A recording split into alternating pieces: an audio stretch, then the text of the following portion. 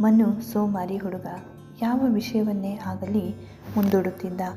ಒಂದು ದಿನ ಅವನ ಟೀಚರ್ ಅವನನ್ನು ಕರೆದು ಸಮಯಕ್ಕೆ ಸರಿಯಾಗಿ ಕೆಲಸಗಳನ್ನು ಮಾಡಬೇಕು ಎಂದು ಸಮಯದ ಮೌಲ್ಯವನ್ನು ಅರ್ಥ ಮಾಡಿಸಿದರು. ಅವನು ಟೀಚರ್ಗೆ ನಾನು ವಿಷಯಗಳನ್ನು ಇನ್ನು ಎಂದಿಗೂ ಮುಂದೂಡುವುದಿಲ್ಲ ಎಂದು ಮಾತು ಕೊಟ್ಟನು. ಒಂದು ದಿನ ಅವನಿಗೆ ಹಾಡಿನ ಸ್ಪರ್ಧೆಯಲ್ಲಿ ಬಹುಮಾನ ಬಂದಿತ್ತು.